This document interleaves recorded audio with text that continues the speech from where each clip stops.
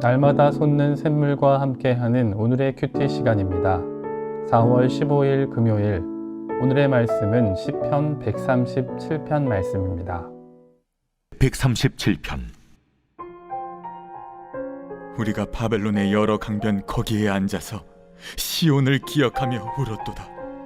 그 중에 버드나무에 우리가 우리의 수금을 걸었나니 이는 우리를 사로잡은 자가 거기서 우리에게 노래를 청하며 우리를 황폐하게 한 자가 기쁨을 청하고 자기들을 위하여 시온의 노래 중 하나를 노래하라 함이로다. 우리가 이방 땅에서 어찌 여호와의 노래를 부를까? 예루살렘아, 내가 너를 잊을진대 내 오른손이 그의 재주를 잊을지로다. 내가 예루살렘을 기억하지 아니하거나 내가 가장 즐거워하는 것보다 더 즐거워하지 아니할진대 내 혀가 내 입천장에 붙을지로다. 여호와여, 예루살렘이 멸망하던 날을 기억하시고 에돔 자손을 치소서. 그들의 말이 헐어버리라 헐어버리라 그 기초까지 헐어버리라 하였나이다. 멸망할 딸 바벨론아, 내가 우리에게 행한 대로 내게 갚는 자가 복이 있으리로다. 내 어린 것들을 바위에 메어 치는 자는 복이 있으리로다.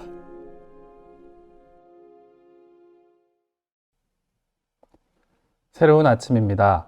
미스테리오 두 데우 그리스도. 예수 그리스도는 하나님의 비밀입니다.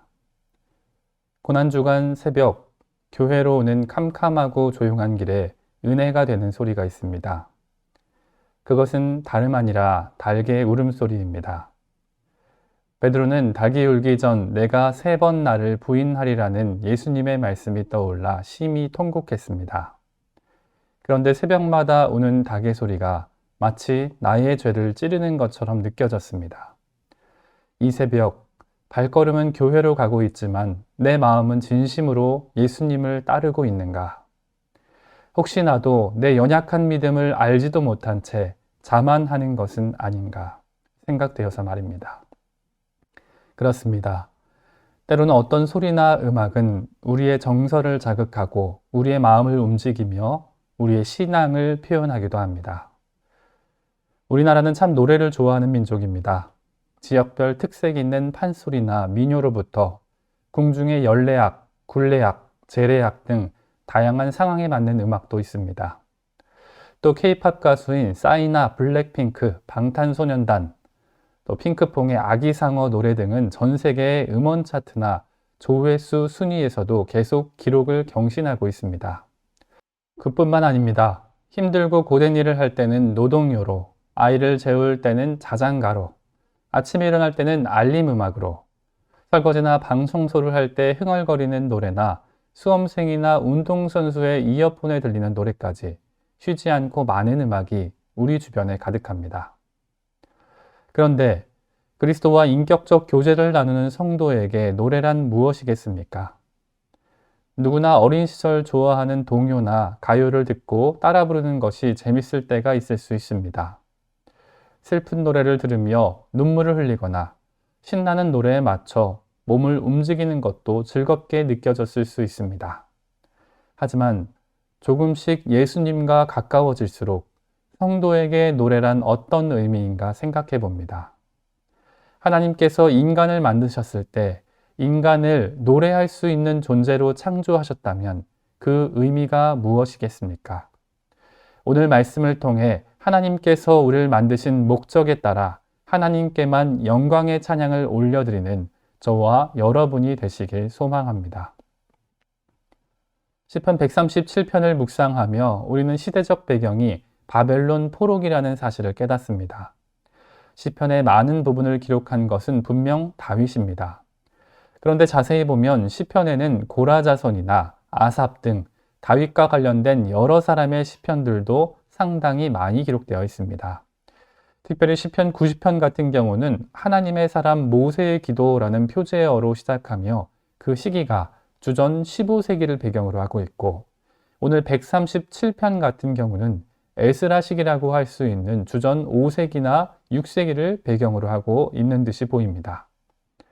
1절을 보면 시인은 바벨론 강변에 앉아서 슬프게 울고 있다고 말합니다.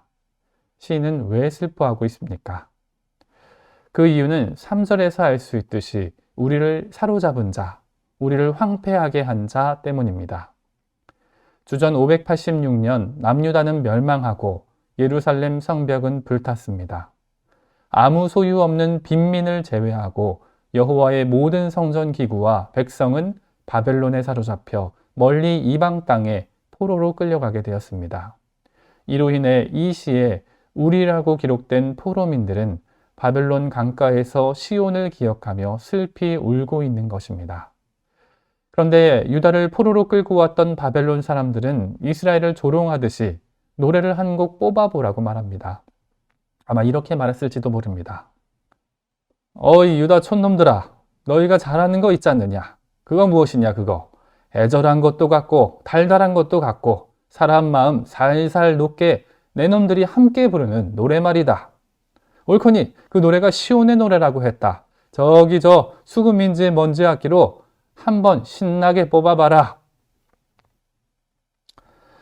유다 백성의 처지에서 보면 나라를 잃은 것도 슬픈데 포로로 끌려온 것도 서러운데 자신을 무시하며 노래까지 시키는 것은 얼마나 속상한 일입니까? 게다가 그들이 부르라는 노래는 처음부터 사람을 위한 노래가 아니었습니다. 시온 성전을 오르며 하나님께 예배하기 위한 노래를 자신들 만족을 위해서 부르라는 것입니다. 참 비통한 일이 아닐 수 없습니다. 그래서 그들은 말없이 수금을 버드나무에 걸었습니다. 가지가 가늘고 길어 잘 흔들리는 버드나무는 시인의 깊은 슬픔을 조용히 대변하는 듯합니다. 이어서 시인은 4절로 6절까지 깊은 탄식의 절규를 내뱉습니다. 우리가 이방 땅에서 어찌 여호와의 노래를 부를까? 만약 내가 예루살렘을 잇는다면 모를까? 내 오른손을 잇는다면 모를까? 만약 내가 너를 기억하지 못한다면, 만약 내가 예루살렘보다 다른 것을 더 기뻐한다면 내 혀가 입천장에 붙을 것이다. 시인은 자신이 비록 이방 땅에 포로로 잡혀 있지만 결코 하나님의 이름을 망령되이 부를 수 없다는 사실을 선언합니다. 원어상 의미는 자신에게 오른손이 있다는 것을 잊지 못하듯이 예루살렘도 잊을 수 없다고 표현하는 것입니다. 만약 자신이 주의 성소와 주께 드리는 찬송의 예배를 기억하지 못하고 다른 것을 이보다 더 즐거워해야 한다면 자신은 언어 장애인이 되는 것이 낫다고 표현하는 것입니다.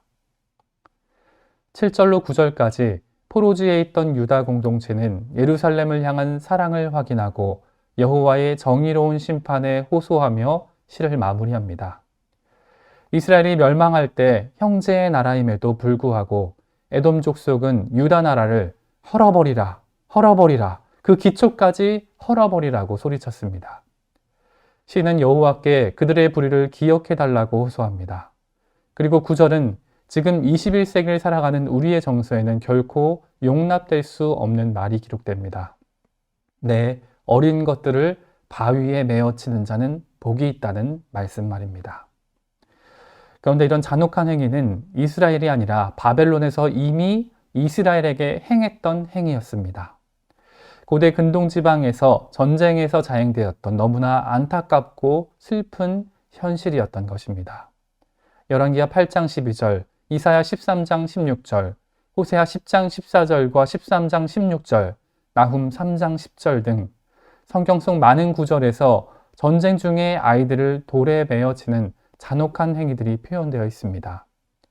이스라엘은 지금 자신들이 포로지에 끌려오기 전 겪었던 잔혹했던 바벨론의 행위를 기억하며 그들이 행한 대로 그들에게 갚을 메시아이자 구원자에게 복이 있을 것을 선포하는 것입니다.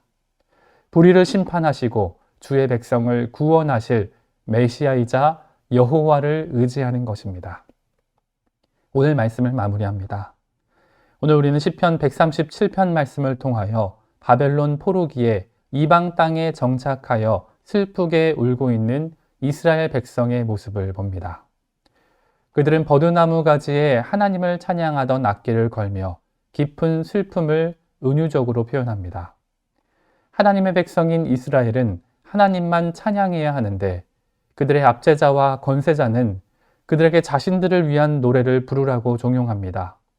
시인은 하나님의 정의를 바라보고 자신들을 구원하신 메시아를 기대하며 이 시를 마무리합니다.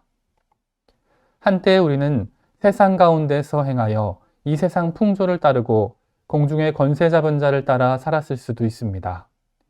우리가 죄의 종노릇 할 때는 세상 가운데 빠져 자신을 위해 노래하고 자신의 만족을 위해 살아가는 것이 별다른 문제가 아니었을 수도 있습니다.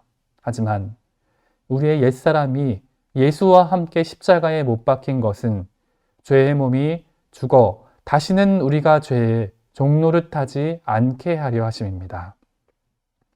137편에서 간절히 바라고 기대한 메시아 예수 그리스도를 이 말씀을 듣는 여러분은 이미 만나신 분인 줄 믿습니다.